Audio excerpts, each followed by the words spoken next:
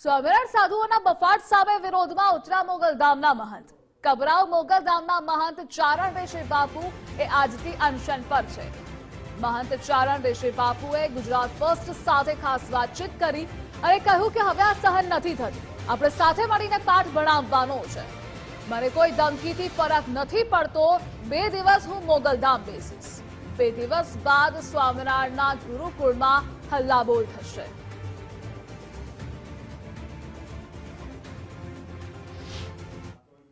આ બાપુ તમને ચેલેન્જ આપે છે, 2 દી અહીંયા બેહીશ, 2 દી તડકે બેહીશ, જેને કહેવાય અત્યારનો તાપ, મને કાંઈ નડતું નથી, સમજી લેજો। 4 દી અહીંયા રોકાઈને પછી જેને કહેવાય સ્વામિનારાયણ ગુરુકુળ ભુજની માલકોર સમજી અહીંયા હલ્લા બોલી જવાનો છે। આ સમજી લેજો કે એક બાપુનો તમને એક ચેલેન્જ છે, એક આદેશ છે, અને તમામ પણ સાધુ સંતો જોડાણેલા છે। પણ ખાસ ધ્યાન રાખજો, અમારો તમે 18 વર્ષનો જે સનાતન ધર્મની માલકોર જે તમે એક જાતનો ધબો લગાડી દીધો છે, હેઠું જોયા જેવું કર્યું છે। હવે તમારા પુસ્તકો ખોટા લખાણો, આજકાલનો તમારો ધર્મ એને નાશ કરો। હા, તમારો આજકાલનો ધર્મ તમારા ઘરે રાખો, એ સંભળ રાખો, અમને વાંધો ને। આ 150-200 વર્ષનો તમારો ધર્મ છે, અલગ કરી નાખો। કબરાવ મોગલધામના મહંત ચારણ ઋષિ બાપુએ આજથી અનશન પર બેઠા છે। ગુજરાત ફર્સ્ટ સાથે તેમણે ખાસ વાતચીત કરી હતી અને જે એક બાદ એક નિવેદનો બફાટ સામે આવી રહ્યા છે તેને લઈ તેઓએ કહ્યું કે હવે આ સહન નથી થતું, આપણે સાથે મળીને પાઠ ભણાવવાનો છે।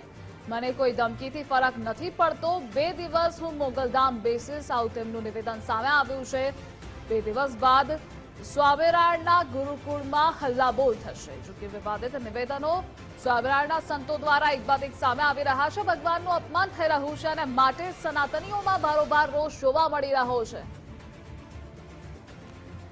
અને આ મુદ્દે આપણી સાથે સંવાદદાતા રવિ જોડાયેલા છે। રવિ, એક બાદ એક સ્વામિનારાયણ સંતોના બફાટ સામે આવી રહ્યા છે અને હવે મોગલધામના મહંત પણ મેદાને આવ્યા છે, આજથી તેઓ અનશન પર। જે પ્રકારે વાત કરીએ તો જે સ્વામિનારાયણ સંતોના બફાટો છે તે એક બાદ સામે આવી રહ્યા હતા, ત્યારે કહી શકાય કે જે સનાતન ધર્મના જે સાધુ સંતો છે તેમાં ક્યાંક ને ક્યાંક રોષ છે તે જોવા મળી રહ્યો હતો।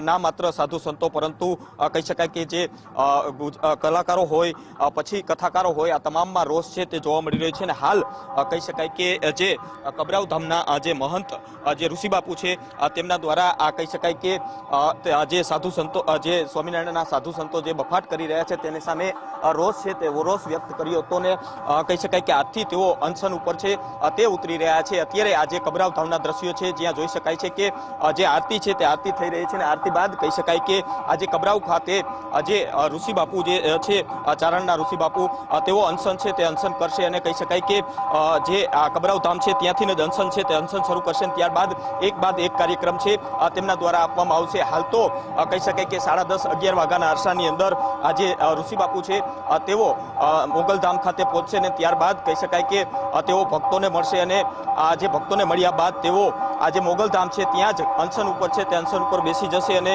કહી શકાય કે આ જે ઋષિ બાપુ છે તેમના સમર્થનની અંદર ઘણા બધા ગુજરાતના સાધુ સંતો છે તે પણ પધારવાની વાત છે તે સામે આવી રહી છે। એટલે કે જે રીતે સ્વામિનારાયણના સાધુ સંતો છે તે બફાટ કરી રહ્યા છે તેના વિરુદ્ધ હવે કહી શકાય કે જાગવાનો વારો આવી ગયો છે તેવું નિવેદન છે તે મણિધર બાપુ જે છે તેમના દ્વારા આપવામાં આવ્યું હતું અને તેઓ દ્વારા અનશન છે તે અનશન કરવાનો પણ જે રસ્તો છે તે અપનાવ્યો છે અને આજથી કહી શકાય કે આ જે અનશન છે તે અનશન કરવામાં આવશે। અને અત્યારે જે કબરાવ જે ધામ છે ત્યાં મોટી સંખ્યામાં જે ભક્તો છે તે ભક્તો પધારી રહ્યા છે અને ટૂંક સમયની અંદર જે ચારણના ઋષિ બાપુ છે તે પણ પધારશે। જી રવિ, જોડાવા બદલ આભાર આપનો।